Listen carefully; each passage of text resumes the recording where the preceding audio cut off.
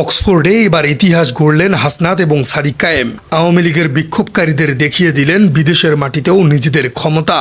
দর্শক, পৃথিবীর অন্যতম প্রাচীন এবং মর্যাদাপূর্ণ বিতর্কের মঞ্চ অক্সফোর্ড ইউনিয়ন সোসাইটি, যেখানে একসময় বক্তব্য রেখেছেন উইনস্টন চার্চিল থেকে শুরু করে আলবার্ট আইনস্টাইনের মতো বিশ্ববরেণ্য ব্যক্তিরা।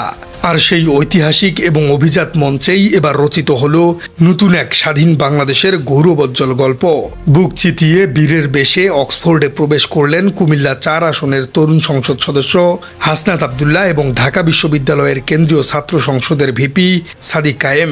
তাদের এই ইতিহাস গড়ার পথটি মোটেও মসৃণ ছিল না। অক্সফোর্ডের বাইরে তখন চলছিল এক রুদ্ধশ্বাস স্নায়ুযুদ্ধ। জয় বাংলা, জয় বঙ্গবন্ধু। এই যে আমরা ভীষণ বাদামে যাচ্ছি আমাদের দেশ। পতিত স্বৈরাচার আওয়ামী লীগের নেতাকর্মীরা যখন এই অনুষ্ঠান পণ্ড করার জন্য পুরোপুরি মরিয়া হয়ে উঠেছিল, তখন তাদের সামনে পাহাড়ের মতো ঢাল হয়ে দাঁড়িয়েছিল জামায়াতে ইসলামী, ইসলামী ছাত্র শিবির এবং এনসিপির শত শত অকুতোভয় নেতাকর্মী।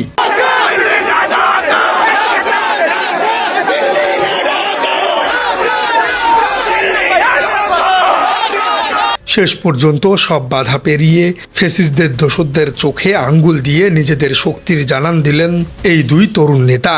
ফেরার পথে বিক্ষোভকারীদের উদ্দেশ্যে হাসনাত আব্দুল্লাহর সেই দুঃসাহসিক মিডিল ফিঙ্গার বা মধ্যমা প্রদর্শনের দৃশ্যটি যেন প্রমাণ করে দিল ফেসিবাদের ভয়ের রাজত্ব এখন চিরতরে শেষ। কিন্তু দর্শক, কি ঘটেছিল যুক্তরাজ্যের সেই ঐতিহাসিক সন্ধ্যায়? কেন অক্সফোর্ডের মতো একটি একাডেমিক মঞ্চ পরিণত হয়েছিল রাজনৈতিক শক্তির মহড়ায়? চলুন দর্শক, রোমহর্ষক সেই ঘটনা প্রবাহ, আন্তর্জাতিক রাজনীতির হিসেব নিকেশ এবং সুদূর প্রসারী প্রভাবগুলো একদম সহজ ভাষায় বিশ্লেষণ করে দেখা যাক।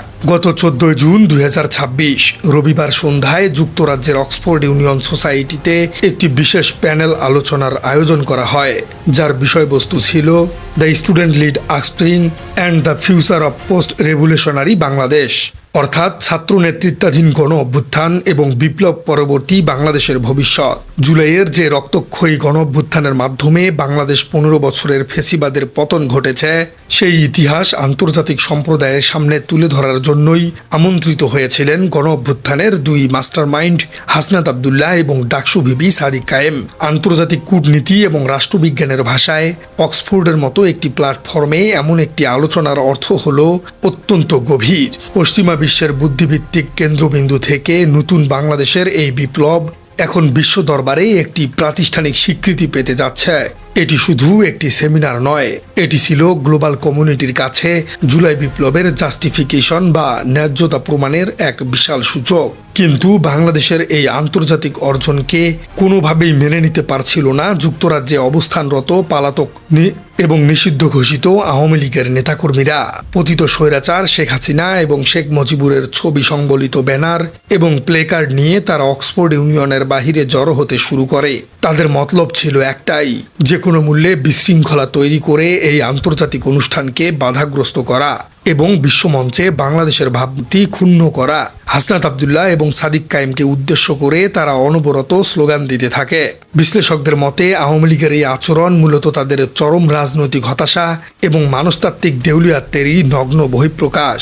যে দলের নেত্রী স্বয়ং ছাত্র জনতার তোপের মুখে দেশ ছেড়ে পালিয়েছেন, তাদের মুখে অন্যের পালায়ন নিয়ে স্লোগান দেওয়াটা এক চরম রাজনৈতিক রসিকতা।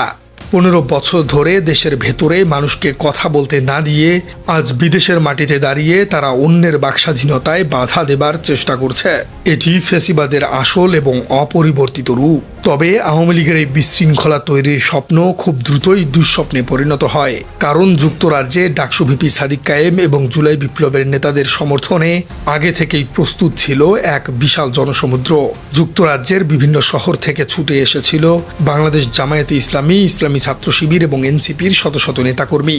যুক্তরাজ্যে এবং ইউরোপের বিভিন্ন দেশে ইসলামী ছাত্র শিবির এবং জামায়াতে ইসলামী একটি অত্যন্ত শক্তিশালী এবং সুশৃঙ্খল এবং সুগঠিত সাংগঠনিক ভিত্তি আছে। প্রবাসে অবস্থানরত এই দলগুলোর কর্মীরা যখন জানতে পারেন আওয়ামী লীগের দোসররা অক্সফোর্ডের এই ঐতিহাসিক আয়োজন পণ্ডু করার ষড়যন্ত্র করছে, তখন তারা মুহূর্তের মধ্যেই অক্সফোর্ড ক্যাম্পাসের চারপাশে নিজেদের দখল নিয়ে নেন। শত শত তরুণদের এই বিশাল এবং সুসংগঠিত উপস্থিতির সামনে আওয়ামী লীগের গুটি কয়েক বিক্ষোভকারী কার্যত খড়কুটোর মতো উড়ে যায়। ফ্যাসিস্টদের ধূসর ষড়যন্ত্র সম্পূর্ণভাবে রুখে দিয়ে তারা প্রমাণ করে দেয় যে বিপ্লবের চেতনাকে ধারণ করা তরুণরা দেশ বা বিদেশ যেখানেই থাকুক না কেন, ফেসিবাদের বিরুদ্ধে তারা সবসময় ঐক্যবদ্ধ। এই অবৈধ প্রতিরোধের কারণেই হাসনাত আব্দুল্লাহ এবং সাদিক কায়েম অত্যন্ত রাজকীয়ভাবে অক্সফোর্ড ইউনিয়নে প্রবেশ করতে সক্ষম হন। বাইরে যখন ফেসিবাদী ষড়যন্ত্রের পতন নিশ্চিত হয়েছে, ভেতরে তখন রচিত হয়েছে এক নতুন ইতিহাস। অক্সফোর্ড ইউনিয়নের মঞ্চে দাঁড়িয়ে হাসনাত আব্দুল্লাহ এবং সাদিক কায়েম অত্যন্ত সাবলীল এবং বলিষ্ঠ কণ্ঠে তুলে ধরেছেন জুলাই গণঅভ্যুত্থানের সেই রক্তঝরা দিনগুলোর কথা। কিভাবে কোনো রাজনৈতিক দলের ছত্রছায়া ছাড়াই সাধারণ ছাত্র জনতা রক্ত দিয়ে একটি সুসজ্জিত ফ্যাসিস্ট সরকারের পতন ঘটিয়েছে তার পুঙ্খানুপুঙ্খ বিবরণ দেন তারা। তাদের এই ভাষণ শুধু একটি রাজনৈতিক বক্তব্যই নয়, এটি ছিল নতুন বাংলাদেশের তারুণ্যের একটি শক্তিশালী ম্যানিফেস্টো। রাষ্ট্রবিজ্ঞানীরা মনে করছেন পশ্চিমা বিশ্বের নীতি নির্ধারক এবং শিক্ষাবিদদের সামনে সরাসরি এই ইতিহাস তুলে ধরার ফলে আওয়ামী লীগের দীর্ঘদিনের ছড়ানো আন্তর্জাতিক অপপ্রচার সম্পূর্ণভাবে ধূলিসাৎ হয়ে গেছে। পুরো আয়োজনের সবচেয়ে রোমাঞ্চকর এবং চমকপ্রদ দৃশ্যটি মঞ্চস্থ হয়েছে অনুষ্ঠান শেষ করে ফেরার পথে। অত্যন্ত সফলভাবে অক্সফোর্ডের প্যানেল আলোচনা শেষ করে হাসনাত আব্দুল্লাহ এবং সাদিক কায়েম যখন মাইক্রোবাসে করে ফিরছিলেন, তখন রাস্তার দুই পাশে দাঁড়িয়ে থাকা হাজারো মানুষের সামনে এক অভাবনীয় দৃশ্যের অবতারণা হয়। মাইক্রোবাসের দরজা খোলা অবস্থায় হাসনাত আব্দুল্লাহ দাঁড়িয়ে যান এবং বিক্ষোভকারীদের চেষ্টা করা আওয়ামী লীগদের অবশিষ্ট দোসরদের উদ্দেশ্য করে অত্যন্ত সাহসিকতার সাথে মিডিল ফিঙ্গার বা মধ্যমা প্রদর্শন করেন। অনেকের কাছে এটি একটি সাধারণ বিতর্কিত অঙ্গভঙ্গি মনে হলেও এর পেছনে রাজনৈতিক এবং মানুষতাত্ত্বিক ভাষা অত্যন্ত গভীর। আধুনিক পলিটিক্যাল সাইকোলজিতে এ ধরনের অঙ্গভঙ্গিকে সিম্বল অফ আল্টিমেট ডিভাইন্স বা চরম অবজ্ঞার প্রতীক হিসেবে দেখা হয়। হাসনাত আব্দুল্লাহর এই অঙ্গভঙ্গি মূলত প্রমাণ করে যে স্বৈরাচারের চোখ রাঙানিকে তরুণ প্রজন্ম আর বিন্দুমাত্র পরোয়া করে না। 15 বছর ধরে যে আওয়ামী লীগ মানুষের ভয় দেখিয়ে রাজত্ব করেছে, আজ বিদেশের মাটিতে তাদের সেই ভীতি প্রদর্শনের অপচেষ্টাকে আক্ষরিক অর্থেই অবজ্ঞা ছুড়ে দেয়া হলো। এটি ছিল পতিত ফ্যাসিস্টদের মানুষতাত্ত্বিক কফিনে শেষ পেরেক ঠুকে দেওয়ার মতো একটি ঘটনা। দর্শক, অক্সফোর্ডের এই ঘটনা প্রবাহ বাংলাদেশের রাজনীতির কয়েকটি অত্যন্ত গুরুত্বপূর্ণ সমীকরণকে সামনে নিয়ে এসেছে। এক সময় যুক্তরাজ্য এবং ইউরোপের বিভিন্ন দেশে আওয়ামী লীগের একচ্ছত্র আধিপত্য ছিল। তারা চাইলেই যে কোনো বিরোধী দলের সভা সমাবেশ পণ্ডু করে দিতে পারত। কিন্তু অক্সফোর্ডের মাঠে জামাত শিবির এবং এনসিপির এই বিশাল শোডাউন প্রমাণ করেছে যে বিদেশের মাটিতেও আওয়ামী লীগের সেই পেশি শক্তি আজ পুরোপুরি বিলুপ্ত।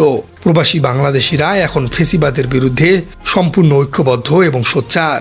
দ্বিতীয় বিষয়টি হলো হাসনাত আব্দুল্লাহ এবং সাদিক কায়েমকে নিরাপত্তা দিতে যেভাবে জামায়াতে ইসলামী এবং অন্যান্য দলগুলো স্বতঃস্ফূর্তভাবে এগিয়ে এসেছে, তা বাংলাদেশের আগামী দিনের রাজনীতির জন্য একটি অত্যন্ত ইতিবাচক বার্তা বহন করছে। রাজনৈতিক মতাদর্শের কারণে ভিন্নতা থাকলেও দেশের স্বার্থে ফেসিবাদের বিরুদ্ধে সবাই যে এক বিন্দুতে মিলিত হতে পারে, অক্সফোর্ডের এই প্রতিরোধ তার একটি জ্বলন্ত প্রমাণ। দর্শক, বাংলাদেশের রাজনীতিতে দীর্ঘদিন ধরেই যে স্থবিরতা ছিল, 24-এর তরুণ প্রজন্ম সেটি ভেঙে দিয়েছে।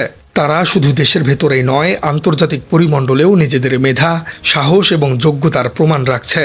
অক্সফোর্ড ইউনিয়নের মতো জায়গায় সাবলীলভাবে বিপ্লবের গল্প তুলে ধরা প্রমাণ করে যে বাংলাদেশের আগামী দিনের নেতৃত্ব অনেক বেশি আন্তর্জাতিক মানের, সাহসী এবং সুদূর প্রসারী। প্রিয় দর্শক, আপনার কি মনে হয় অক্সফোর্ড ইউনিয়নে সাদিক কায়েম এবং হাসনাত আব্দুল্লাহর বক্তব্য দিতে যাওয়া এবং সেখানে পতিত স্বৈরাচার আওয়ামী লীগের বাধা দেবার চেষ্টা, এই বিষয়টিকে আপনি কিভাবে দেখছেন? সাদিক কায়েমরা কি আসলেই পারছে অক্সফোর্ডে ইতিহাস গড়তে? কমেন্টে জানিয়ে দিন আপনার সুচিন্তিত মতামত। আর আমাদের চ্যানেলে নতুন হয়ে থাকলে চ্যানেলটি সাবস্ক্রাইব করার অনুরোধ থাকলো। দেখা হচ্ছে পরবর্তী কোনো ভিডিওতে।